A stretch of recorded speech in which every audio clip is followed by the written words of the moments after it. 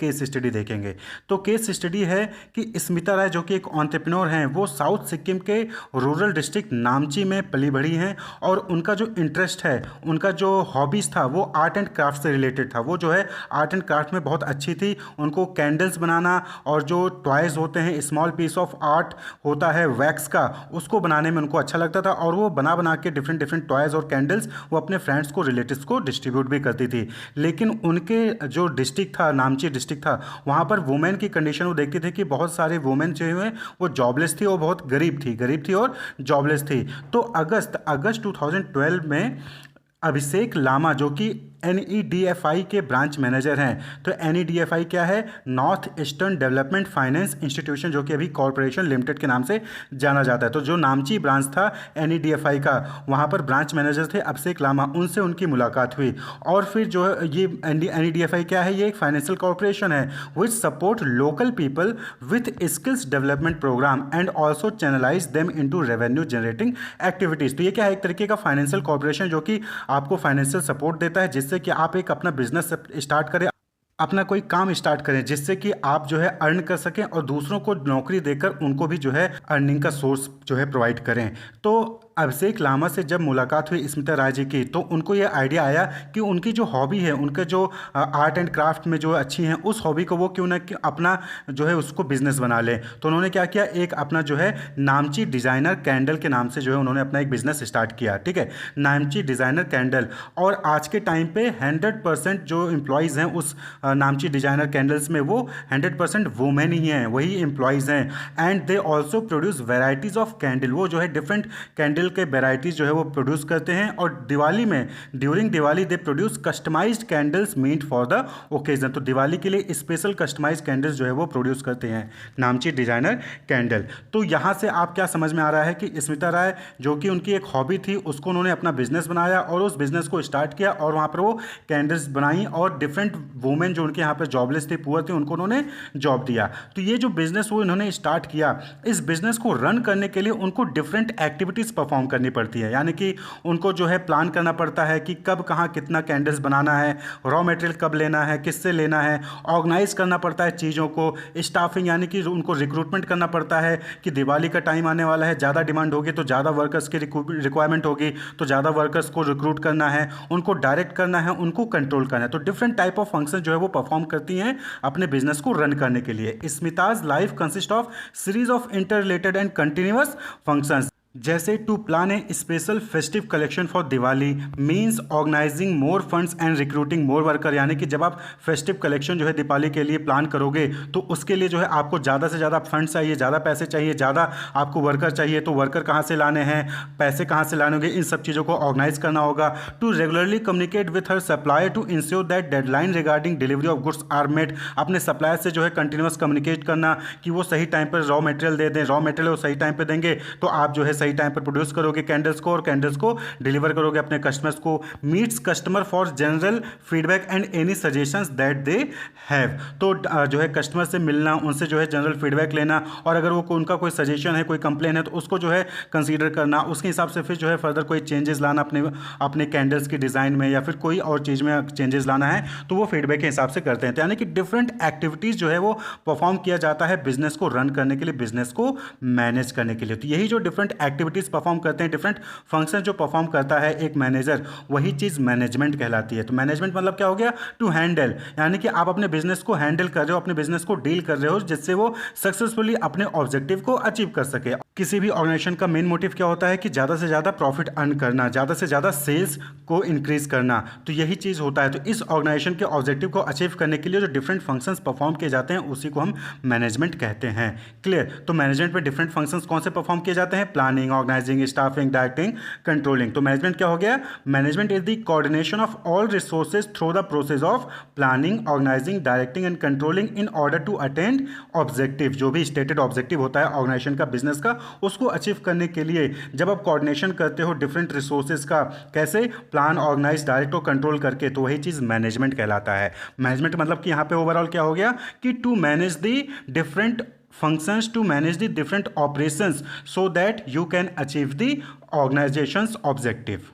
So in general language we can say that management is the process of dealing with or controlling things or people, यानी कि चीज़ों को control करना, चीज़ों से डील करना सही तरीके से, या फिर पीपल लोगों से डील करना, लोगों को कंट्रोल करना, जिससे कि वो सही तरीके से इफेक्टिव और एफिशिएंटली जो है वर्क को कंप्लीट कर सकें, उसी को मैनेजमेंट कहते हैं। डेली लाइफ में आपने देखा होगा कि हम अपने घर को, फैमिली को, वर्क को, shopping, saving, pocket money, purchasing, vegetable, managing social life, यानी बहुत सारी चीज़ें हम डेली लाइफ में चीज़ों को मैनेज कर रहे होते हैं। सिमिलरली बिजनेस में हम सप्लायर को, मैनेजिंग प्रोडक्शन को, एम्प्लॉयज़ को, इंफ्रास्ट्रक्चर को, फाइनेंस को हम मैनेज करते हैं। तो बिजनेस के टर्म्स में इसी चीज़ों को मैनेजमेंट कहलाता है, यानी कि जो डिफरेंट बिजनेस फंक्शंस हैं, बिजनेस में जो लोग इन्वॉल्व हैं, उनको मैनेज करना इफेक्टिवली, एफिशिएंटली, वही चीज़ मैनेजमेंट कहलाता है। डेफिनेशन देखिए मैनेजमेंट का, तो ट्रेडिशनल डेफिनेशन की बात करें तो पुराने समय पे जो मैनेजमेंट की डेफिनेशन दी गई थी वो थी कि management is defined as an art of getting things और वर्क डन थ्रू अदर्स। तो मैरी पार्कर फॉलेट, इन्होंने ये डेफिनेशन दी थी मैनेजमेंट की। तो पुराने टाइम पे क्या होता था कि लोगों से काम करवा लो, वही मैनेजमेंट है। जो लोगों से अच्छे से काम कर लेगा, जो लोगों को कंट्रोल करके अपना काम करवा लेगा, वो अच्छा मैनेजर है। तो ये ट्रेडिशनल डेफिनेशन थी, पुराना टाइम का डेफिनेशन था। लेकिन अब जो है मैनेजमेंट की डेफिनेशन चेंज हो चुकी है। अब क्या है कि अब जो है सभी इंप्लॉयज़ को, सभी पीपल को अपने राइट्स, ड्यूटीज़ पता है। तो अब आपको उनको एक ऐसा इन्वायरमेंट देना पड़ेगा जहाँ पे वो अच्छे से काम कर सकें, अच्छे से अपने वर्क को कंप्लीट कर सकें। तो मॉडर्न डेफिनेशन क्या है? That is management is the creation and maintenance of an internal environment in an enterprise where individuals working in groups can perform efficiently and effectively towards the achievement of group goal. तो जो organisation का गोल है, जिसको हम group गोल कहते हैं, उसको achieve करने के लिए जब आप ऑर्गेनाइजेशन, यानी कि जो मैनेजर है वो ऑर्गेनाइजेशन के अंदर जो इन्वायरमेंट है, जिसको हम इंटरनल इन्वायरमेंट कहते हैं, ऑर्गेनाइजेशन का इन्वायरमेंट, वहाँ पर जो इंडिविजुअल्स काम कर रहे हैं ग्रुप में, उनको आप जो है एक ऐसा अच्छा इन्वायरमेंट क्रिएट करते हैं, आप एक अच्छा ऐसा इन्वायरमेंट मेंटेन रखते हैं जिसमें वो एफिशिएंटली और इफेक्टिवली परफॉर्म कर सकें, जिससे कि जो ऑर्गेनाइजेशन का गोल है वो अचीव हो सके, उसी को मैनेजमेंट कहा जाता है। तो मैनेजमेंट कहने का मतलब एक ऐसा इन्वायरमेंट क्रिएट करना जहाँ पर जो इंडिविजुअल्स हैं, जो एम्प्लॉयज़ हैं, वो अच्छे से वर्क को परफॉर्म कर सकें। तो दैट इज मैनेजमेंट। ये definition Harold Koontz and Weihrich ने दिया गया था। अब यहाँ पर आप जो है डिफिनेशन में दो वर्ड देख रहे हैं, इफेक्टिवनेस एंड एफिशिएंसी। तो जो इफेक्टिवनेस है वो एंड रिजल्ट से कंसर्न रखता है, concern with and result. Effectiveness का मतलब होता है कि राइट थिंग करना, सही चीज करना, ठीक है। इफेक्टिवनेस यानी कि आपको बोला गया है कि ये मोबाइल जो है इस डिस्क्रिप्शन के अकॉर्डिंग बनाना है, तो आपने उसी डिस्क्रिप्शन के अकॉर्डिंग मोबाइल को डेवलप किया है। तो यानी कि डूइंग राइट थिंग, सही काम करना ही इफेक्टिवनेस कहलाता है। Completion of task on time, आपको कहा गया कि रात को 10 बजे तक जो है आपको ये काम कंप्लीट कर लेना है, तो आपने रात को 10 बजे तक वो काम कंप्लीट कर लिया, तो वो इफेक्टिवनेस कहलाता है। Doing the right thing, completion of task on time. तो इफेक्टिवनेस, जब एम्प्लॉय उनको जो भी टास्क दिया गया है वो अपने टाइम पे और सही तरीके से टास्क को कंप्लीट करते हैं, तो वो इफेक्टिवनेस कहलाती है। वहीं पर एफिशिएंसी का मतलब क्या हो गया? Efficiency concern with the using less resources and getting maximum output, यानी कि कम रिसोर्सेज में जब एम्प्लॉय ज़्यादा आउटपुट देते हैं तो उसको एफिशिएंसी कहा जाता है। आपने देखा होगा कि एक बाइक है जो 1 लीटर पेट्रोल में 10 किलोमीटर जा रही है, वहीं पर एक बाइक है जो कि 1 लीटर पेट्रोल में 60 किलोमीटर का एवरेज दे रही है। यानी कि एफिशिएंसी किसकी ज़्यादा अच्छी होगी? जो कम रिसोर्सेज में ज़्यादा आउटपुट दे रहा है, यानी कि कम ऑयल में, कम पेट्रोल में ज़्यादा डिस्टेंस कवर कर रहा है। तो एफिशिएंसी का मतलब क्या हो गया कि using less resources and getting maximum output, यानी कि ऑप्टिमम यूटिलाइजेशन ऑफ रिसोर्सेज। जो रिसोर्सेज है उसका आप ऑप्टिमम यूटिलाइजेशन कर रहे हो, उसका मैक्सिमम यूटिलाइजेशन कर रहे हो, जिससे कि आपको मैक्सिमम आउटपुट वहाँ पर मिल रहा है। यानी कि completion of task with minimum cost. जब आप राइट थिंक करते हो, सही काम करते हो और समय पे काम को खत्म करते हो, तो वो इफेक्टिवनेस। जब आप कम खर्चे में काम को करते हो तो वो एफिशिएंसी कहलाता है। तो होप आपको क्लियर हुआ कि मैनेजमेंट क्या है। Management is the creation and maintenance of internal environment within organization where individuals working in groups can perform efficiently and effectively towards the achievement of group goals। यानी कि management में आप resources को, आप human resources को, आप finance को, आप मार्केटिंग को, सारी एक्टिविटीज़ को मैनेज करते हो, जिससे कि जो ऑर्गेनाइजेशन का गोल है वो इफेक्टिवली और एफिशिएंटली अचीव हो सके। नेक्स्ट टॉपिक है कैरेक्टरिस्टिक्स ऑफ मैनेजमेंट। तो डेफिनेशन से ही और मीनिंग से ही अभी आप जो है डिफरेंट कैरेक्टरिस्टिक्स को पॉइंट आउट कर सकते हैं। तो सबसे पहला कैरेक्टरिस्टिक्स क्या हो जाएगा मैनेजमेंट का कि management is a goal oriented process. यानी कि मैनेजमेंट क्यों करते हैं? जिससे कि जो ऑर्गेनाइजेशन का गोल है उसको अचीव किया जा सके। Management unites the effort of different individuals in the organisation towards achieving organisational goal. भाई मैनेजमेंट का मेन मोटिव ही यही होता है कि वो जो है जो ऑर्गेनाइजेशन का गोल है उसको अचीव कर सके। इसीलिए तो हम रिसोर्सेज को, ह्यूमन रिसोर्सेज को, एम्प्लॉय को मैनेज कर रहे हैं, जिससे कि जो ऑर्गेनाइजेशन का गोल है वो अचीव हो सके। क्लियर। नेक्स्ट है management is all pervasive. All pervasive का मतलब कि ये यूनिवर्सल है, यानी कि ये आप नहीं कह सकते हो कि मार्केटिंग डिपार्टमेंट में मैनेजमेंट चाहिए और एचआर डिपार्टमेंट में मैनेजमेंट नहीं चाहिए, नहीं। या फिर आप ये नहीं कर सकते हो कि हॉस्पिटैलिटी इंडस्ट्री में मैनेजमेंट का चाहिए और आईटी इंडस्ट्री में मैनेजमेंट नहीं चाहिए, ऐसा नहीं है। यूनिवर्सल है, हर ऑर्गेनाइजेशन, किसी भी टाइप का ऑर्गेनाइजेशन हो, कोई भी कंट्री हो, वहां पर मैनेजमेंट की रिक्वायरमेंट होती है। तो मैनेजमेंट इज ऑल परवेसिव, यानी कि ये यूनिवर्सल है, हर जगह मैनेजमेंट की रिक्वायरमेंट होती है, चाहे आप घर पे हो, चाहे आप स्कूल में हो, चाहे आप ऑफिस में हो। नेक्स्ट है management is multi dimensional. Multi dimensional कहने का मतलब यहां पर यह है कि बहुत सारे पार्ट्स होते हैं मैनेजमेंट में। जैसे आप मैनेजमेंट में सिर्फ जो है लोगों को, यानी कि जो पीपल हैं उन्हीं को आप मैनेज नहीं करते हो, बल्कि वहां पर वर्क को मैनेज करते हो कि किसको कितना काम देना है, लोगों को मैनेज करते हो, एम्प्लॉय को, रिसोर्स को मैनेज करते हो कि किसको कौन सा मशीनरी देना है, किसको कौन सा लैपटॉप देना है, किसको कौन सी गाड़ी देनी है। ऑपरेशंस को मैनेज करते हो कि कौन सी एक्टिविटी पहले होगी, कौन सी एक्टिविटी बाद में होगी। इन सभी चीज़ों को यहाँ पर, यानी कि मैनेजमेंट में बहुत सारी चीज़ों को मैनेज किया जाता है, तो ये मल्टी डायमेंशनल होता है। नेक्स्ट कैरेक्टरिस्टिक्स है management is a continuous process. Continuous process यानी कि ये नहीं कि आपने एक बार मैनेज कर लिया उसके बाद बात खत्म, नहीं, ये कंटिन्यूअस प्रोसेस है। अलग अलग डिपार्टमेंट में सेम टाइम पे डिफरेंट मैनेजमेंट एक्टिविटीज परफॉर्म की जा रही होती हैं, तो different management functions perform simultaneously all the time. तो यानी कि सेम टाइम पे डिफरेंट मैनेजमेंट फंक्शंस परफॉर्म किए जाते हैं और ये कंटिन्यूअस बेसिस पे होता है, यानी कि planning, organising, staffing, directing, controlling, ये सारे फंक्शंस जो है आप सभी टाइम पे हमेशा परफॉर्म कर रहे होते हैं।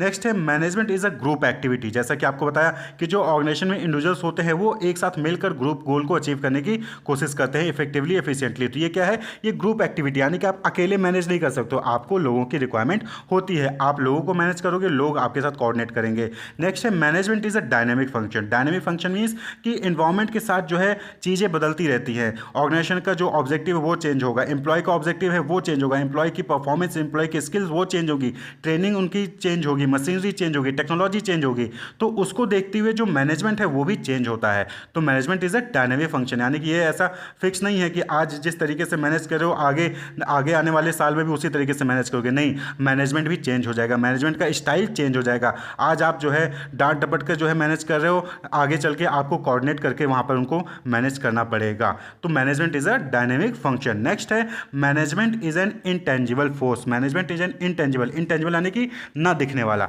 तो मैनेजमेंट कैसा है, ना दिखने वाला फोर्स है, यानी कि आप मैनेजमेंट को देख नहीं सकते हो, लेकिन हाँ उसको महसूस कर सकते हो कि चीज़ें ऑर्गेनाइज वे में है, चीज़ें मैनेज की जा रही हैं। It can not be seen but its presence can be felt in the way the organization function. तो ऑर्गेनाइजेशन किस तरीके से काम कर रहा है उसके बेसिस पे आप पता कर सकते हो कि वहाँ पे मैनेजमेंट है या फिर मैनेजमेंट नहीं है। जहाँ पे सारी चीज़ें क्योस में हैं, जहाँ पे सारी चीज़ें डिस्टर्ब हैं, वहाँ पे मैनेजमेंट नहीं है। जहाँ पे सारी चीज़ें सिस्टमैटिक तरीके से हो रही हैं, वहाँ पर मैनेजमेंट है। तो मैनेजमेंट क्या है, एक इंटेंजिबल फोर्स है। तो ये जो है 7 इंपॉर्टेंट कैरेक्टरिस्टिक्स है मैनेजमेंट के। वहीं पे बहुत सारे बुक्स में आपको अलग अलग कैरेक्टरिस्टिक्स देखने को मिलेंगी, जैसे कि universal, process, art and science, distinct entity, creative work, need at all level, group effort, purposeful, intangible force, profession, economic organ, social process. तो इनमें से बहुत सारे जो कैरेक्टरिस्टिक्स हैं हमने ऑलरेडी पीछे डिस्कस कर लिए हैं। और आर्ट एंड साइंस और जो प्रोफेशन है ये टॉपिक अलग सेपरेट टॉपिक है जो कि आगे हम डिस्कस करेंगे। तो कैरेक्टरिस्टिक्स ऑफ मैनेजमेंट आप जो है इसको भी लिख सकते हैं। तो इसको अगर शॉर्ट फॉर्म में याद करना हो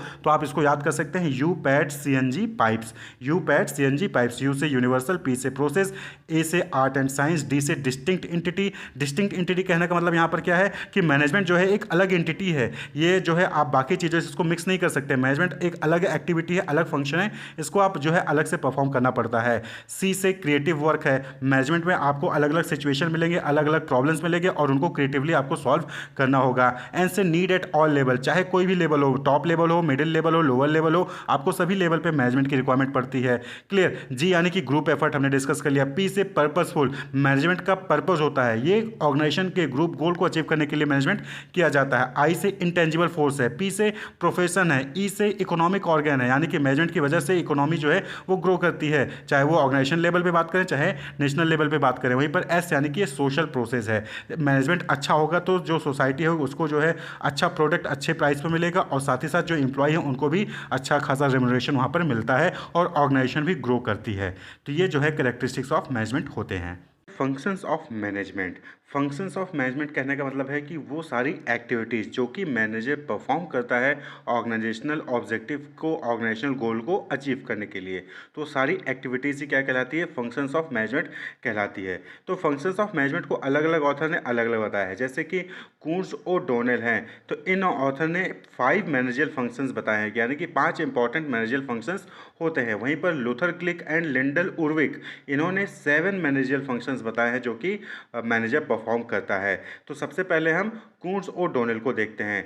तो फंक्शन ऑफ मैनेजमेंट क्या हो गया, all those activities that manager perform to achieve the organizational objective. तो अकॉर्डिंग टू कूर्ट्ज और डोनेल 5 मैनेजर फंक्शंस होते हैं, कौन कौन से, planning, organising, staffing, directing and controlling. तो प्लानिंग, देखिए जब भी कोई आप काम स्टार्ट करने जाते हैं तो आप पहले क्या करते हो, प्लान करते हो। सपोज कि आपको अपने दोस्त का बर्थडे जो है सेलिब्रेट करना है, तो आप क्या करोगे, पहले प्लान करोगे ना कि कौन से लोकेशन पे करना है, कौन सी डेट को करना है, किसको किसको बुलाना है, वो सारी तैयारी आप करते हो ना। तो वही जो तैयारियां आप करते हो वही चीज़ प्लानिंग कहलाती है। तो बिजनेस में भी नए नए सारे प्रोडक्ट्स आते रहते हैं, नए नए प्रोजेक्ट आते हैं, तो उनके लिए आपको तैयारी करनी पड़ती है। आपको पहले ही डिसाइड करना होता है, एडवांस में डिसाइड करना होता है कि क्या करना है, कब करना है, कैसे करना है। तो that is deciding in advance what, when and how to do.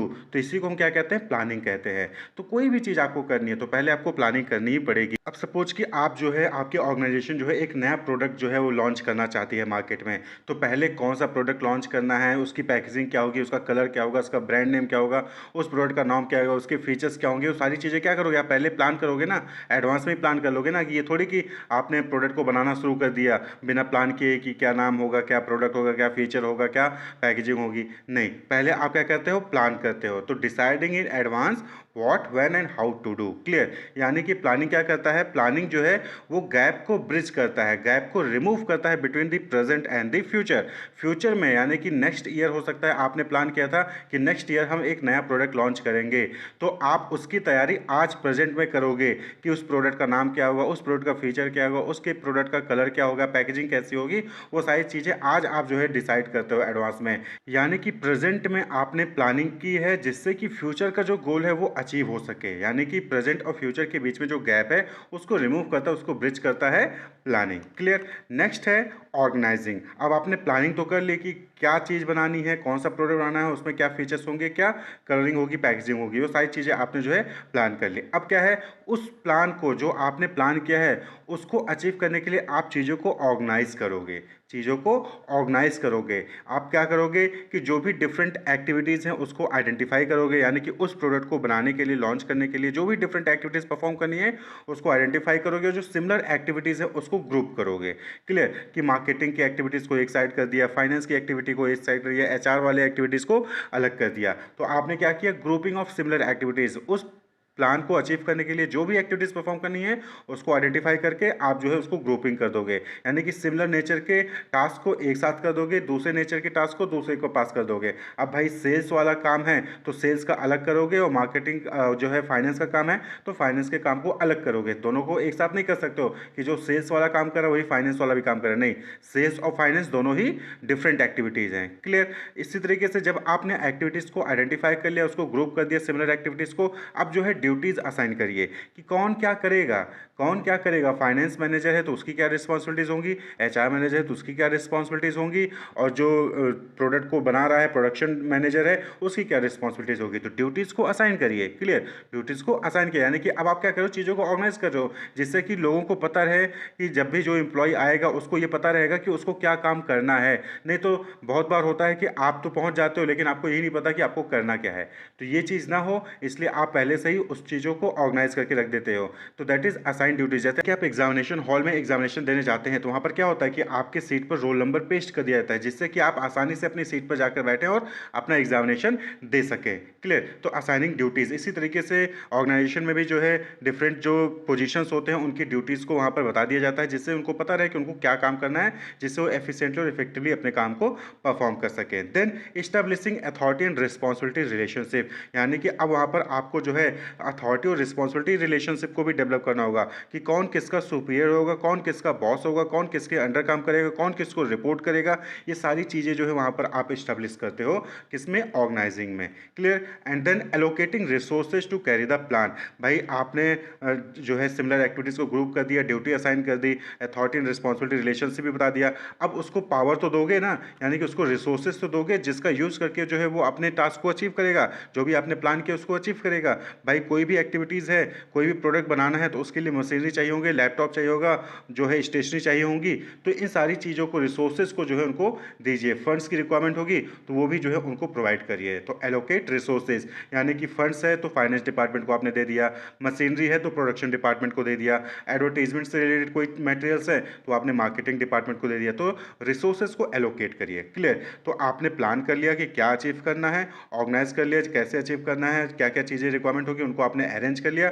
अब जो है नेक्स्ट काम क्या है, that is staffing. Next function क्या है, स्टाफिंग। अब आपने चीज़ों को ऑर्गेनाइज कर लिया, अब जो प्लान आपने किया है उसको अचीव करने के लिए, उसको परफॉर्म करने के लिए आपको एम्प्लॉय की रिक्वायरमेंट होगी, जिसको हम ह्यूमन रिसोर्स कहते हैं। क्लियर। तो एम्प्लॉय की रिक्वायरमेंट होगी, ह्यूमन रिसोर्स की रिक्वायरमेंट होगी, तो स्टाफिंग अगला फंक्शन होता है। स्टाफिंग का मतलब क्या हो गया, finding the right people to perform the right job. सही पर्सन को फाइंड करना जिससे कि आपके यहाँ पे जो भी जॉब है उसको वो सही से परफॉर्म कर सके। तो यहाँ पर हम क्या कहते हैं, सबसे पहले human resource planning. Human resource planning का मतलब क्या हो गया कि आपके ऑर्गेनाइजेशन में कौन कौन सी जॉब पोजीशंस हैं और उसके लिए कितने लोगों की रिक्वायरमेंट है, वो सारी चीज़ें आप प्लानिंग करते हो। ठीक है। देन रिक्रूटमेंट एंड सिलेक्शन, यानी कि आप एडवर्टीजमेंट निकालते हो। आपने देखा होगा न्यूज़पेपर में, वेबसाइट पे जो है एडवर्टीजमेंट आता है कि इनके यहाँ पर ये मार्केटिंग की पोजीशन खाली है, फाइनेंस हेड की पोजीशन खाली है। तो एडवर्टीजमेंट निकाला जाता है, अटैच किया जाता है, डिफरेंट लोगों को उनसे रेज्यूमे मंगवाया जाता है। उसके बाद फिर उनका इंटरव्यू होगा, रिटन एग्जामिनेशन होगा, मेडिकल एग्जामिनेशन होगा और फिर सिलेक्शन हो जाता है। सिलेक्शन होने के बाद उनको जो है इंडक्शन होता है, ओरिएंटेशन होता है, ट्रेनिंग एंड डेवलपमेंट प्रोवाइड किया जाता है, जॉब से रिलेटेड कि मशीनरी कैसे चलानी है या फिर ऑर्गेनाइजेशन में काम कैसे होना है उससे रिलेटेड उनको जो है ट्रेनिंग दिया जाता है। फिर उनकी रेम्यूनरेशन की बात होती है कि यानी उनको कितनी सैलरी मिलेगी, कितना पेमेंट मिलेगा, क्या बेनिफिट्स मिलेंगे, monetary benefits, non monetary benefits, वो सारी चीज़ें वहाँ पर जो उनसे उनको बताई जाती है। परफॉर्मेंस अप्रेजल उनका किया जाता है कि जो भी काम उनको दिया गया है क्या वो सही से उसको परफॉर्म कर पा रहे हैं। अगर अच्छा परफॉर्म कर पा रहे हैं तो उनका जो है प्रमोशन भी वहाँ पर होगा। उनके एम्प्लॉयज़ के जो ग्रीवियंसेस होते हैं उनको हैंडल किया जाता है। तो ये सारी चीज़ें स्टाफिंग में इंक्लूड होती हैं। तो स्टाफिंग कहने का मतलब क्या हो गया कि यहाँ पर राइट पीपल को फाइंड करना जिससे कि जो राइट जॉब है वो परफॉर्म कर सके। तो आपके जो भी आपने प्लान किया है उसको अचीव करने के लिए आपको एम्प्लॉय की रिक्वायरमेंट होती है और उस रिक्वायरमेंट को फुलफिल करने के लिए स्टाफिंग का फंक्शन परफॉर्म किया जाता है। अब आपने प्लान कर लिया, चीज़ों को ऑर्गेनाइज कर लिया, एम्प्लॉय को रिक्रूट कर लिया। अब अगला काम क्या है, दैट इज डायरेक्टिंग, यानी कि अब आप यहाँ पर क्या करोगे, अब जो एम्प्लॉय हैं उनको लीड करोगे, उनको इन्फ्लुएंस करोगे, उनको मोटिवेट करोगे कि उनको जो भी टास्क आपने असाइन किया है वो उसको इफेक्टिवली और एफिशिएंटली फुलफिल करें, उसको कंप्लीट करने। भाई एम्प्लॉय को रिक्रूट कर लेना उसके बाद छोड़ देना, एम्प्लॉय अपने आप काम नहीं करेगा, वहाँ पर आपको उनको डायरेक्ट करना पड़ेगा, उनको बताना होगा कि आज आपको ये काम कंप्लीट करना है, आपको जो है ये काम करना है, आपको उनको मोटिवेट करना होगा। क्योंकि सेम टाइप का नेचर जो है, सेम टाइप का जो है काम करते करते जो है एम्प्लॉय जो है वो भी बोर हो जाता है। तो उनको मोटिवेशन की जरूरत होती है, उनको इन्फ्लुएंसिंग की जरूरत होती है, उनको लीड करने की जरूरत होती है कि आज आपको ये करना है, आपको ऐसे करना है, आपको इस तरीके से करना है। तो वहाँ पर उनको गाइडेंस की रिक्वायरमेंट होती है। तो that is directing function. Clear. तो leading, influencing, motivating employ to perform the task assign to them, यानी कि आप उनको डायरेक्ट करोगे कि आपको ये करना है, आपको ये करना है, आपको इस दिन तक ये काम करके देना है। डायरेक्टिंग। नेक्स्ट है that is fifth, controlling. Controlling, अब भाई आपको कंट्रोल करना भी जरूरी है। कैसे पता चलेगा कि जो आपने सोचा था वही चीज़ हो रही है, तो उसके लिए क्या करते हो, आप एक स्टैंडर्ड सेट कर देते हो। यानी कि सपोज करें कि प्रोडक्शन डिपार्टमेंट के लिए आपने स्टैंडर्ड सेट कर दिया कि एक दिन में एटलीस्ट 10 प्रोडक्ट आपको जो है बनाने ही हैं। तो आपने एक स्टैंडर्ड सेट कर दिया। अब आप क्या करोगे, परफॉर्मेंस को मेजर करोगे। परफॉर्मेंस को मेजर करोगे कि क्या जो प्रोडक्शन डिपार्टमेंट है वो एक दिन में 10 यूनिट बना रहा है। फिर आप देखते हो, आप कंपेयर करोगे जो एक्चुअल परफॉर्मेंस है और जो आपने स्टैंडर्ड सेट किया था उसको कंपेयर करोगे। कंपेयर करने पर पता चलता है कि हाँ 10 प्रोडक्ट बनाने के लिए कहा गया था, 10 प्रोडक्ट बनाया जा रहा है, यानी कि परफॉर्मेंस अच्छी है, कोई भी करेक्टिव एक्शन आपको वहाँ पर लेने की जरूरत नहीं है। लेकिन अगर आपको लगता है कि हाँ 10 यूनिट बनाया था लेकिन वो 5 ही यूनिट बना रहे हैं एक दिन में, यानी कि कहीं ना कहीं परफॉर्मेंस पुअर है, प्रोडक्टिविटी कम है, तो आपको वहाँ पर उसके लिए प्रॉपर करेक्टिव एक्शन लेना पड़ेगा। हो सकता है आपको ट्रेनिंग देना पड़े, मशीनरी चेंज करना पड़े या फिर कोई भी चीज़ हो सकती है, तो वहाँ पर जो है आपको करेक्टिव एक्शन लेना पड़ेगा। तो ये जो है फंक्शंस ऑफ मैनेजमेंट होते हैं according to Koontz and O'Donnell. 5 important management function है, planning, organising, staffing, directing and controlling. इसी तरीके से Luther, Gulick and Lyndall Urwick, इन्होंने 7 इंपॉर्टेंट मैनेजमेंट फंक्शंस बताए जो कि मैनेजर परफॉर्म करता है, जिसको हम शॉर्ट फॉर्म में पोस्ट कॉर्प कहते हैं, POSDCORP। तो इसका फुल फॉर्म क्या होता है? तो पहला प्लानिंग, जो कि हमने डिस्कस कर लिया, ऑर्गेनाइजिंग, स्टाफिंग एंड डायरेक्टिंग, ये तो कॉमन है। नेक्स्ट है यहाँ पर फिफ्थ कोऑर्डिनेटिंग। वहाँ पर क्या था कि डायरेक्टिंग, यहाँ पर क्या है कोऑर्डिनेटिंग, यानी कि आप मिलकर काम करिए। जिसको आप डायरेक्ट कर रहे हो, एम्प्लॉय को मोटिवेट कर रहे हो, लीड कर रहे हो, उनके साथ कोऑर्डिनेट करके आप यहाँ पर काम करिए। डिफरेंट डिफरेंट डिपार्टमेंट हैं, सब डिपार्टमेंट अपने मर्जी से काम करने लग जाएंगे तो जो ऑर्गेनाइजेशन का कॉमन गोल होता है वो अचीव नहीं हो पाएगा। तो सभी डिपार्टमेंट को एक साथ लेकर सभी एम्प्लॉय को मिलकर एक कॉमन ऑब्जेक्टिव के लिए काम करना, that is coordinating. The process of organising people और group so that they work together properly and well. Coordinating ये भी जो है मैनेजर का इंपॉर्टेंट फंक्शन होता है। उसके बाद रिपोर्टिंग। रिपोर्टिंग यानी कि जिसको जो भी रिस्पॉन्सिबिलिटीज दी गई है वो रिस्पॉन्सिबिलिटीज कंप्लीट करके उसकी रिपोर्टिंग, उसकी इंफॉर्मेशन जो है वो अपने बॉस को, अपने सुपीरियर को प्रोवाइड करे। तो रिपोर्टिंग भी बहुत जरूरी है। हमने आपको टास्क दिया, आपने टास्क कंप्लीट कर लिया, लेकिन आप हमें बता ही नहीं रहे हो कि हाँ आपने वो टास्क कंप्लीट कर लिया कि नहीं कर लिया है। भाई आप वो टास्क कंप्लीट करोगे, उसके बाद मुझे बताओगे तो फिर हम आगे फर्दर कोई एक्शन लेंगे ना। तो रिपोर्टिंग बहुत जरूरी है। And next is budgeting. Budgeting यानी कि नेक्स्ट ईयर या फिर किसी भी फाइनेंशियल ईयर, किसी अकाउंटिंग ईयर में कहाँ से कितना पैसा आने वाला है और कितना खर्च होने वाला है, ये जो इसका प्रिपरेशन होता है उसको बजटिंग कहते हैं। और बजटिंग भी जो है बहुत ही इंपॉर्टेंट फंक्शन होता है। भाई आपको पता है होना चाहिए ना कि आगे नेक्स्ट ईयर में, नेक्स्ट फाइनेंशियल ईयर में कहाँ से कितना पैसा आने वाला है और कितना खर्च होने वाला है। कितना खर्च होने वाला है जब आपको ये पता रहेगा, उसी हिसाब से फिर आप जो है अपनी प्रिपरेशन रखोगे। तो बजटिंग भी बहुत इंपॉर्टेंट फंक्शन होता है। तो ये according to Luther, Gulick and Lyndall Urwick है functions of management. Management as a science as well as an art and management as a profession. तो सबसे पहले हम बात करेंगे कि मैनेजमेंट एज अ साइंस, यानी कि मैनेजमेंट जो है वो साइंस की तरह है। तो देखिए साइंस क्या होता है? Science is a systematised body of knowledge that explain certain general truth और ऑपरेशन ऑफ जनरल लॉ।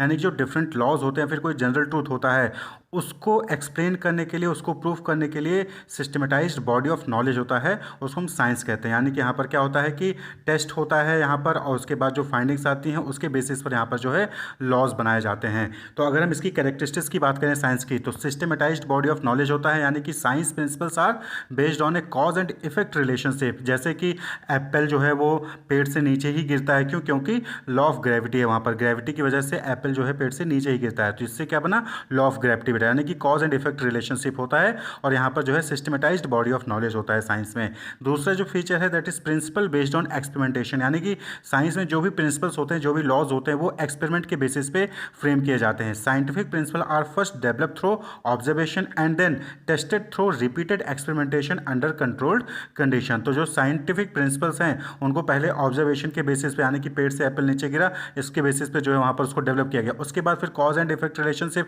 उसको टेस्ट किया जाता है, बार बार एक्सपेरिमेंट करते हैं उस पर, और फिर जाके उस पर लॉ बनता है या प्रिंसिपल बनता है। वहीं पर तीसरा जो फीचर है साइंस का दैट इज यूनिवर्सल वैलिडिटी, यानी कि एप्पल जो है पेड़ से नीचे ही गिरेगा बिकॉज ऑफ ग्रेविटी। तो ये जो है हर जगह, यानी कि ऑल ओवर वर्ल्ड जो है ये एप्लीकेबल होगा ग्रेविटी का प्रिंसिपल। यानी कि जो साइंस के प्रिंसिपल्स होते हैं, जो साइंस के लॉज होते हैं, वो यूनिवर्सली एप्लीकेबल होते हैं हर जगह। ये नहीं कि इंडिया में अलग होंगे और यूएसए में अलग होंगे और किसी दूसरे कंट्री में अलग होंगे, नहीं, साइंस के प्रिंसिपल्स हर जगह सेम होते हैं। ऐसे ही मैनेजमेंट में भी क्या होता है कि सिस्टमेटाइज्ड बॉडी ऑफ नॉलेज होता है, उसके जो प्रिंसिपल्स होते हैं वो एक्सपेरिमेंट के बेसिस पे होते हैं। लेकिन यहाँ पर क्या होता है मैनेजमेंट में कि जो यूनिवर्सल एप्लीकेबिलिटी नहीं होती, यानी कि जो मैनेजमेंट में जो डिफरेंट फंक्शंस होते हैं वो सिचुएशंस पे डिपेंड करते हैं कि सिचुएशन कैसे, उसके अकॉर्डिंग जो है आपको एप्लीकेबल करना पड़ेगा, कंडीशंस कैसे, उसके अकॉर्डिंग आपको एप्लीकेबल करना पड़ेगा। तो मैनेजमेंट प्योर साइंस नहीं है, लेकिन हाँ मैनेजमेंट क्या है? सोशल साइंस है, क्योंकि मैनेजमेंट में हम सोसाइटी को, पीपल को, चाहे वो ऑर्गेनाइजेशन को गोल को अचीव करना हो, चाहे एम्प्लॉय को मैनेज करना हो, चाहे रिसोर्सेज को मैनेज करना हो, तो हम उनसे डील करते थे। इसलिए मैनेजमेंट क्या है? More and more social science है, प्योर साइंस नहीं है। क्लियर? तो मैनेजमेंट एज अ साइंस में देखेंगे तो मैनेजमेंट में भी क्या है? सिस्टमेटाइज्ड बॉडी ऑफ नॉलेज है। यहाँ पर भी बहुत सारे बुक्स हैं, बहुत सारी जर्नल्स हैं, बहुत सारे थ्योरीज हैं, प्रिंसिपल्स हैं जो कि पीरियड ऑफ टाइम में डेवलप किए गए हैं। लगातार कई जगह से ऑब्जर्वेशन किए गए, जो पुराने ऑथर्स थे उन्होंने ऑब्जर्वेशन किया, बहुत सारी ऑर्गेनाइजेशंस में उन्होंने एक्सपेरिमेंट किए, वहाँ पर रिसर्च कंडक्ट किया और उसके बेसिस पे जो प्रिंसिपल्स हैं या फिर जो गाइडलाइंस है वो उन्होंने डेवलप किए हैं। जैसे कि law of demand, law of supply, PMI जो डिफरेंट इकोनॉमिक्स इंडिकेटर हैं, एफडब्ल्यू टेलर प्रिंसिपल्स हो गए, साइंटिफिक मैनेजमेंट थ्योरी की 14 प्रिंसिपल्स हो गए। तो डिफरेंट जो है यहाँ पर थ्योरी और प्रिंसिपल्स डेवलप किए गए हैं over period of a time through experimentation. तो यहाँ पे भी क्या है, सिस्टमेटाइज बॉडी ऑफ नॉलेज है। आप यहाँ पर डिफरेंट बुक्स जो है स्टडी करते हैं, आप चाहे marketing, finance, HR, different subject से रिलेटेड जो स्ट्रीम है मैनेजमेंट के, उनसे रिलेटेड आप यहाँ पर जो है स्टडी करते हैं। दूसरा है principle based on experimentation. Science में क्या होता है कि जो प्रिंसिपल होते हैं वो एक्सपेरिमेंट पे बेस करते हैं। इसी तरीके से मैनेजमेंट में भी जो भी लॉ, जो भी प्रिंसिपल्स बनाए गए हैं, जो भी थ्योरी बनाई गई हैं, वो भी एक्सपेरिमेंट पे बेस करते हैं। उनमें भी जो है डिफरेंट टाइप के ऑब्जर्वेशन किए गए, रिपीटेड एक्सपेरिमेंट किए गए, और उसके बाद जो है ये थ्योरी, ये जो प्रिंसिपल्स हैं मैनेजमेंट में, उनको डेवलप किया गया। Since management deals with human beings and human behaviour, the outcome of these experiments are not capable of being accurately predicted और रेप्लिकेटेड। क्योंकि जो ह्यूमन बींग और ह्यूमन बिहेवियर पे जो है मैनेजमेंट डील करता है, तो ह्यूमन बींग, ह्यूमन बिहेवियर क्या है, ये चेंज होता रहता है। तो इसलिए आप जो है बार बार सेम एक्सपेरिमेंट करेंगे तो सेम रिजल्ट नहीं आएगा। क्यों? क्योंकि मैनेजमेंट जो है प्योर साइंस नहीं, ये सोशल साइंस है। जैसे कि साइंटिफिक मैनेजमेंट थ्योरी हो गया, एफडब्ल्यू टेलर प्रिंसिपल हो गया। वहीं पर बात कर लें यूनिवर्सल वैलिडिटी की, तो मैनेजमेंट जो है प्रोवाइड करता है मैनेजर्स को बहुत सारे स्टैंडर्ड टेक्निक जो कि वो डिफरेंट सिचुएशन में यूज कर सकते हैं, चाहे वो अपनी कंट्री में हो चाहे किसी दूसरे कंट्री में हो। लेकिन हाँ, सभी प्रिंसिपल, सभी लॉज जो है मैनेजमेंट के, वो हर जगह एप्लीकेबल नहीं होते हैं। सभी थ्योरी, सभी लॉज जो है वो हर जगह एप्लीकेबल नहीं होते, लेकिन बहुत सारे ऐसे स्टैंडर्ड्स टेक्निक्स हैं जो कि हर जगह एप्लीकेबल होते हैं, डिफरेंट सिचुएशन में उनको यूज किया जा सकता है। These principle are also use for training and development of managers in different area. तो यूनिवर्सल वैलिडिटी भी है, लेकिन सभी चीज़ों का नहीं है। तो इसलिए मैनेजमेंट को हम एज अ साइंस कंसीडर कर सकते हैं। क्यों? क्योंकि ये जो है, जो साइंस की फीचर्स हैं, साइंस की जो कैरेक्टरिस्टिक्स होती है, उनको कहीं ना कहीं फुलफिल करता है, इसलिए management as a science consider किया जाता है। वहीं पर मैनेजमेंट को हम एज एन आर्ट कंसीडर करते हैं। क्लियर? तो आर्ट क्या है? Art is the skilful and personal application of existing knowledge to achieve desired result. आप सभी को पता है कि जो म्यूजिक टोन्स होते हैं, बेसिक नोट्स होते हैं म्यूजिक में, वो 7 होते हैं, लेकिन उन्हीं 7 बेसिक नोट्स को यूज करके कोई पर्सन डिफरेंट म्यूजिक बनाता है, कोई दूसरा पर्सन डिफरेंट म्यूजिक बनाता है। तो ये क्या है? ये उसका स्किल है, उसका पर्सनल एप्लीकेशन है कि जो नॉलेज है, जो 7 म्यूजिक नोट्स हैं, उसके बारे में जानकर वो जो है अपनी स्किल को यूज करके, अपनी क्रिएटिविटी को यूज करके वो डिफरेंट म्यूजिक क्रिएट करता है। तो मैनेजमेंट में क्या होता है कि मैनेजमेंट में भी जो नॉलेज होता है, थ्योरेटिकल नॉलेज होता है, उसका यूज़ करके, उसको स्टडी करके जो मैनेजर्स होते हैं वो डिफरेंट सिचुएशन को कैसे डील करना है, वो अलग अलग तरीके से वो डील करते हैं। आप देखते होंगे कि मैनेजमेंट का स्टाइल अलग अलग, जो मैनेजर्स होते हैं उनका अलग अलग होता है। कोई जो है स्ट्रिक्टली मैनेज करता है, तो कोई जो है कोऑर्डिनेट होकर मैनेज करता है। तो बेसिक फीचर आर्ट की बात करें तो आर्ट के बेसिक फीचर क्या है? पहला कि existing of theoretical knowledge. Art में भी क्या है? वहाँ पर थ्योरेटिकल नॉलेज होता है, चाहे वो dancing, public speaking, acting, music, किसी भी चीज़ को ले लीजिए। तो आर्ट में भी क्या होता है कि वहाँ पर थ्योरेटिकल नॉलेज होता है, उसका पर्सनलाइज एप्लीकेशन होता है, यानी कि आपको दिखा दिया जाएगा, बता दिया जाएगा कि डांस ऐसे करना है, लेकिन अब उस नॉलेज का यूज़ करके आप जो है अलग अलग तरीके से डांस कर सकते हैं। एक्टिंग करनी है तो उसका यूज़ करके आप अलग अलग तरीके से एक्टिंग कर सकते हैं। म्यूजिक में 7 नोट्स के बारे में आपको जानकारी दे दी जाएगी, उसके बाद उस 7 नोट्स का यूज़ करके आप अलग अलग म्यूजिक क्रिएट कर सकते हैं। तो यानी कि आर्ट में नॉलेज का यूज़ करके अपनी पर्सनल स्किल के बेसिस पे आप डिफरेंट क्रिएटिविटी वहाँ पर प्रोड्यूस कर सकते हैं। क्लियर? तो पर्सनलाइज एप्लीकेशन दूसरा क्या है? पर्सनलाइज एप्लीकेशन होता है आर्ट में, यानी कि नॉलेज का यूज़ करके आप अपने अकॉर्डिंग जो है उसका यूज़ करेंगे उस नॉलेज का। For example, 2 dancer, 2 speaker, 2 actor और 2 writer will always differ in demonstrating their art. Clear? तो आर्ट में क्या होता है कि सबको पता है कि एक्टिंग कैसे करनी है, सबको पता है कि म्यूजिक के कितने नोट्स होते हैं, लेकिन सेम नॉलेज को यूज़ करके 2 डांसर, 2 स्पीकर अलग अलग तरीके से वहाँ पर जो है बोलेंगे, या फिर डांसिंग करेंगे, या फिर म्यूजिक वहाँ पर क्रिएट करेंगे। तो पर्सनलाइज एप्लीकेशन होता है। आप ये सोचिए कि सेम नॉलेज से 2 लोग सेम तरीके से परफॉर्म करेंगे, नहीं, आर्ट में ऐसा नहीं होता है। कहीं ना कहीं आपको डिफरेंसेस देखने को मिल जाएंगे। क्रिकेट के सेम रूल हैं, लेकिन कोई 100 बनाता है, कोई जो है 50 पे, कोई 0 पे आउट हो जाता है। तो वो उनकी स्किल पे जो है डिपेंड करता है। नेक्स्ट है based on practice and creativity. तो आर्ट क्या है? वो आपके प्रैक्टिस और क्रिएटिविटी पे, जितना ज़्यादा प्रैक्टिस करेंगे, जितना ज़्यादा आप क्रिएटिव होंगे, उतना ही अच्छा आपका रिजल्ट जो है वो आता है आर्ट के केस में। तो all music is based on 7 basic notes.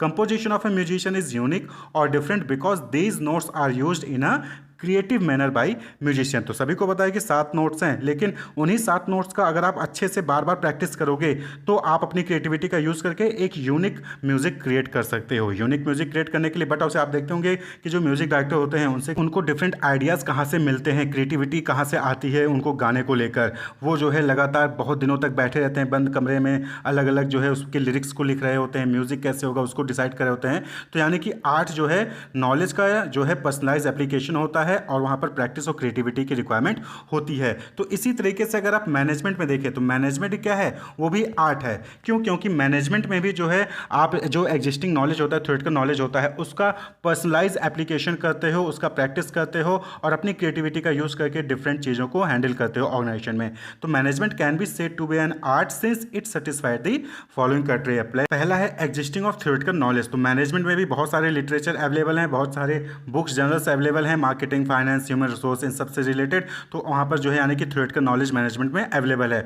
दूसरा है पर्सनलाइज एप्लीकेशन। तो जो मैनेजर होते हैं वो डिफरेंट साइंटिफिक मेथड्स को, जो भी थ्योरेटिकल नॉलेज होता है मैनेजमेंट का, उसको यूज़ करता है किसी भी सिचुएशन से डील करने के लिए, किसी भी इशू या फिर प्रॉब्लम है ऑर्गेनाइजेशन में, उसको यूनिक तरीके से डील करने के लिए इन सभी थ्योरेटिकल नॉलेज का जो कि मैनेजमेंट के हैं उनको वो यूज़ करता है। यानी कि पर्सनलाइज एप्लीकेशन होता है। ये नहीं कि थ्योरी जो मैनेजमेंट के थ्योरेटिकल नॉलेज हैं उसको खाली पढ़ने के लिए नहीं, उसको यूज़ किया जाता है। जो पर्सन होता है, जो मैनेजर होता है, वो अपने अकॉर्डिंग जो है सिचुएशन से डील करने के लिए इन नॉलेज का यूज़ कर सकता है। एंड तीसरा है based on practice and creativity. तो मैनेजर क्या है, मैनेजर भी यहाँ पर डिफरेंट एक्टिविटी में इन्वॉल्व होता है ऑर्गेनाइजेशन में, और डिफरेंट सिचुएशन, डिफरेंट जो है उसके सामने कंडीशंस आती हैं और उन कंडीशन को, उन सिचुएशन को डील करने के लिए वो खुद के थ्योरीज जो है वो डेवलप कर सकता है। मैनेजर्स जो है वो डिफरेंट सिचुएशन को डील करने के लिए खुद के थ्योरीज डेवलप करते हैं, खुद की क्रिएटिविटी का यूज़ करके थ्योरीज डेवलप करते हैं। तो इसी की वजह से डिफरेंट स्टाइल ऑफ मैनेजमेंट जो है वो डेवलप होते हैं। तो बीबीए एमबीए में स्टाइल ऑफ मैनेजमेंट आप पढ़ेंगे वहाँ पर, तो different style of management practice और क्रिएटिविटी की वजह से डेवलप होते हैं। तो यानी कि मैनेजमेंट भी क्या है, वो आर्ट है, क्योंकि मैनेजमेंट में भी नॉलेज है, थ्योरेटिकल नॉलेज है, उसका यूज़ करता है मैनेजर अपनी ऑर्गेनाइजेशन में जो भी सिचुएशन है, जो भी प्रॉब्लम है, उसको डील करने के लिए। और जो है वो खुद का थ्योरी जो है डेवलप कर सकते हैं on the basis of practice. यानी कि बार बार जो सेम सिचुएशन को डील करेंगे, रिसर्च करेंगे, तो वो जो है वहाँ पर खुद के थ्योरीज भी डेवलप कर सकते हैं। वहीं पर नेक्स्ट है मैनेजमेंट एज अ प्रोफेशन। देखिए प्रोफेशन क्या होता है, profession is an occupation backed by knowledge and training and to which entry is regulated by a representative body. यानी कि कोई ऐसा ऑक्यूपेशन जिसमें आपको एंटर करना है, जिसमें आपको अगर पार्टिसिपेट करना है, तो वहाँ पर आपके पास नॉलेज होनी चाहिए, आपके पास ट्रेनिंग होनी चाहिए, और वो जो ऑक्यूपेशन है वो जो है एक रिप्रेजेंटेटिव बॉडी द्वारा रेगुलेट किया जाता होगा। जैसे कि आप सीए का एग्जांपल देख दीजिए, तो चार्टर्ड अकाउंटेंट अगर आपको बनना है तो वहाँ पर आपको आईसीएआई जो बॉडी है इसके द्वारा जो एग्जामिनेशन कंडक्ट किया जाता है उसको जो है आपको क्वालिफाई करना होगा, आईसीएआई में आपको रजिस्टर करना होगा, उसका मेंबर बनना होगा, और तभी आप जो है चार्टर्ड अकाउंटेंट प्रैक्टिस कर सकते हैं। और आईसीएआई के बहुत सारे कोड ऑफ कंडक्ट्स होते हैं जिसको आपको फॉलो करने होते हैं। तो इसको क्या कहते हैं, प्रोफेशन कहते हैं। इससे मेडिकल में होता है, आप क्या कहते हैं लॉयर्स में चलिए, बार काउंसिल होता है वहाँ पर। तो अगर हम प्रोफेशन की कैरेक्टरिस्टिक्स की बात करें तो a profession has the following characteristics, well defined body of knowledge. तो नॉलेज यहाँ पर होगा, यानी कि यहाँ पर भी थ्योरेटिकल नॉलेज होगा। All profession are based on a well defined body of knowledge that can be acquire through instructions. यानी कि जो नॉलेज है उसको इंस्ट्रक्शंस के जरिए, टीचिंग के जरिए जो है वहाँ पर एक्वायर किया जा सकता है। तो मैनेजमेंट में भी सेम चीज़ है कि यहाँ पर भी जो है आपको टीचिंग के जरिए, इंस्ट्रक्शंस के जरिए आपको नॉलेज दे दी जाती है, जो भी थ्योरीज हैं, जो भी प्रिंसिपल्स हैं, जो भी लॉज हैं उनके बारे में। दूसरा है रेस्ट्रिक्टेड एंट्री। तो प्रोफेशन में क्या है, रेस्ट्रिक्टेड एंट्री होता है। जैसे कि सीए में अगर आपको सीए बनना है तो वहाँ पर आपको जो आईसीआई का एग्जामिनेशन है उसको आपको क्वालिफाई करना होगा, तभी आप सीए बन सकेंगे। एमबीबीएस बनना है, तो डॉक्टर बनना है तो एमबीबीएस के एग्जामिनेशन को क्वालिफाई करना होगा। बार काउंसिल में अगर आपको रजिस्टर करना है तो उसके लिए आपको एलएलबी जो है क्वालिफाई करना होगा। तो ये जो है रेस्ट्रिक्टेड एंट्री होता है, यानी कि कोई भी आकर जो है डॉक्टर या फिर सीए या फिर जो है लॉयर नहीं बन सकता है। इसी तरीके से तीसरी कैरेक्टरिस्टिक्स होती है प्रोफेशनल एसोसिएशन। यानी कि जब आप एग्जामिनेशन क्वालिफाई कर लेते हैं तो आपको जो है वहाँ पर जो रिप्रेजेंटेटिव बॉडी होती है उसमें रजिस्ट्रेशन करना होता है। आपने एलएलबी कर लिया तो बार काउंसिल में रजिस्ट्रेशन करना होता है। आप सीए बन गए तो आईसीए में मेंबरशिप लेना होता है। आपने एमबीबीएस कर लिया तो आईएमए में आपको जो है मेंबरशिप लेना है। इंडियन मेडिकल एसोसिएशन होता है, तो that is professional association. Clear. तो प्रोफेशन में प्रोफेशनल एसोसिएशन भी होता है जहाँ पर जो लोग एग्जामिनेशन क्वालिफाई कर लेते हैं तो वहाँ पर मेंबर उसके होते हैं। इसी नेक्स्ट कैरेक्टरिस्टिक्स है ethical code of conduct. Ethical code of conduct होता है कि जो भी मेंबर होंगे किसी भी बॉडी के, उनके बिहेवियर कैसा होगा वो चीज़ कोड ऑफ कंडक्ट कहलाता है। तो जैसे कि आईएमए में है तो वहाँ पर होता है कि all doctors will take oath of ethical practice at the time they enter the profession. जब भी वो प्रोफेशन में एंटर करेंगे तो सभी डॉक्टर्स जो है वो ओथ लेते हैं, शपथ लेते हैं कि वो एथिकल प्रैक्टिस ही परफॉर्म करेंगे। तो एथिकल कोड ऑफ कंडक्ट, हर जो है बॉडी का अपना अपना कोड ऑफ कंडक्ट होता है, तो उनको कैसे बिहेव करना है, क्या वो कर सकते हैं, क्या वो नहीं कर सकते हैं एज अ मेंबर। वहीं पर फिफ्थ कैरेक्टरिस्टिक्स है सर्विस मोटिव।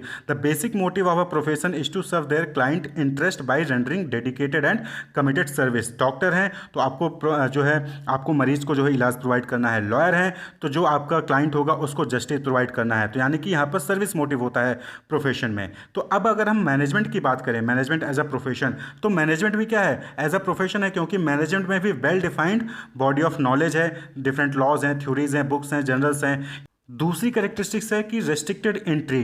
तो मैनेजमेंट में अगर आपको मैनेजर बनना है तो यहाँ पर कोई रेस्ट्रिक्शन नहीं है कि आपको पर्टिकुलर एग्जामिनेशन क्वालिफाई करके आना है।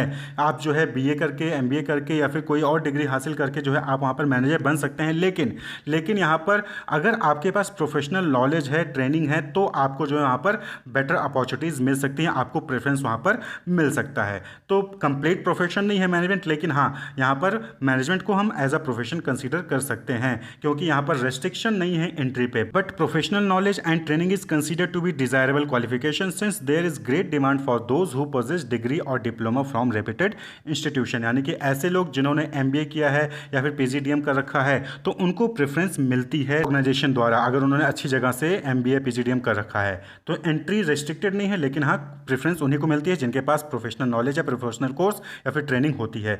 तीसरा है प्रोफेशनल एसोसिएशन।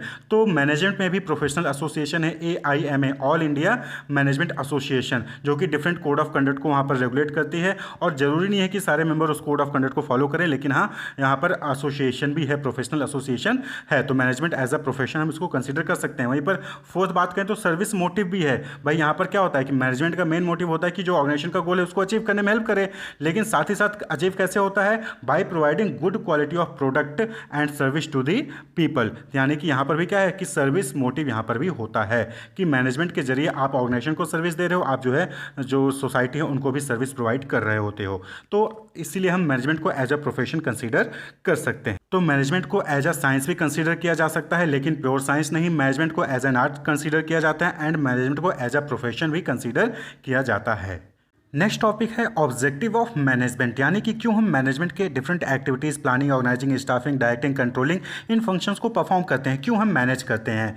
तो 3 ऑब्जेक्टिव होती हैं उसको अचीव करने के लिए। ब्रॉडली अगर हम ऑब्जेक्टिव को कैटेगराइज करें तो 3 ऑब्जेक्टिव होती हैं, उसको अचीव करने के लिए हम मैनेजमेंट की एक्टिविटीज़ को परफॉर्म करते हैं या फिर चीज़ों को मैनेज करते हैं। तो सबसे पहला है ऑर्गेनाइजेशनल ऑब्जेक्टिव। ऑर्गेनाइजेशन का ऑब्जेक्टिव क्या होता है कि सर्वाइव करना, प्रॉफिट अर्न करना और ग्रो करना। भाई कोई भी ऑर्गेनाइजेशन है, बट ऑब्वियस बात है कि वो सर्वाइव तभी कर पाएगी जब वो जितना खर्च कर रही है उतना वो रिकवर कर ले। यानी कि अगर ऑर्गेनाइजेशन 100 रुपये लगा रही है तो 100 रुपये उसको रिटर्न मिल जा रहा है सेल करके, तो वो सर्वाइव कर पाएगी, तभी तो आगे नेक्स्ट ईयर काम करेगी, अगले साल काम करेगी। अगर 100 रुपये खर्च किया और 85 रुपये मिल रहे हैं तो अगले साल वो काम ही नहीं कर पाएगी, वो तो बंद हो जाएगी। तो सर्वाइवल पहला ऑब्जेक्टिव है। तो सर्वाइव करने के लिए, मार्केट में कॉम्पिटिटर्स के साथ सर्वाइव करने के लिए हम चीज़ों को मैनेज करते हैं, यानी कि planning, organising, staffing, directing, controlling, ये सारी एक्टिविटीज हम परफॉर्म करते हैं। अब सिर्फ सर्वाइवल से तो कुछ नहीं होगा, सर्वाइवल के साथ साथ हमें जो है प्रॉफिट भी अर्न करना होगा। क्यों? क्योंकि हमारे पास बहुत सारे स्टेक होल्डर्स हैं, हमारे पास एम्प्लॉयज़ हैं, तो इनको सैलरी देना, स्टेक होल्डर को प्रॉफिट अर्न करके देना, इन सभी चीज़ों को फुलफिल करने के लिए, इन ऑब्जेक्टिव को अचीव करने के लिए हम क्या करते हैं, मैनेजमेंट की एक्टिविटीज़ परफॉर्म करते हैं। और उसी के साथ साथ अब सिर्फ जो है एक ही जगह आपने अपना बिजनेस ओपन कर रखा है तो उससे काम नहीं चलेगा। अब आपको जो है ग्रो भी करना पड़ेगा। आप सर्वाइव कर रहे हो, प्रॉफिट भी अर्न कर रहे हो, अब आपको जो है ग्रो भी करना है। ग्रो भी करना है यानी कि अभी तक जो है आप एक प्रोडक्ट बना रहे थे, अब आपको जो है मल्टीपल प्रोडक्ट बनाना है, दूसरे मार्केट में एंटर करना है, दूसरी जगह जो है आपको अपनी मैन्युफैक्चरिंग प्लांट ओपन करनी है, या फिर आप कह लीजिए कि आपको इंटरनेशनल जाना है। अभी तक आप जो है इंडिया में सेल कर रहे थे, अब आपको जो है दूसरे कंट्रीज में भी सेल करना है। तो यानी कि आपको ग्रो करना है, ऑर्गेनाइजेशन को ग्रो करना है। तो इन तीनों ऑब्जेक्टिव को फुलफिल करने के लिए कि ऑर्गेनाइजेशन को सर्वाइव कर रखना है, ऑर्गेनाइजेशन को प्रॉफिट अर्न करके देना है, ऑर्गेनाइजेशन को ग्रो करना है, इसको अचीव करने के लिए मैनेजमेंट एक्टिविटीज परफॉर्म करते हैं। इस नेक्स्ट ऑब्जेक्टिव है सोशल ऑब्जेक्टिव, यानी कि मैनेजमेंट के फंक्शंस के जरिए हम सोसाइटी के लिए भी जो है डिफरेंट चीज़ें जो है अचीव करते हैं। जैसे कि आप जो ऑर्गेनाइजेशन है वो क्या कर रही है, वो प्रोडक्ट बना रही है, तो प्रोडक्ट किसके लिए है, सोसाइटी के लिए, लोगों के लिए। तो quality product at fair price, यानी कि सोसाइटी को एक अच्छा प्रोडक्ट मिले और रिजनेबल प्राइस पे मिले, कम दाम पे मिले, ज़्यादा पैसा ना लगाना पड़े, उसके लिए जो है मैनेजमेंट का फंक्शन परफॉर्म करना ज़रूरी है। उसके लिए मैनेजमेंट के फंक्शंस परफॉर्म किए जाते हैं। Fair dealings with supplier, dealer and competitor. Competitor, supplier जो आपको जो है रॉ मटेरियल दे रहा है, डीलर्स जो आपके होलसेल रिटेलर्स हैं उनको जो है सही से आपको डील किया जा सके, उनको सही टाइम पे जो है कम्युनिकेट किया जा सके, उनको सही टाइम पे पेमेंट मिले, इन सब चीज़ों के लिए जो है मैनेजमेंट के फंक्शंस परफॉर्म किए जाते हैं।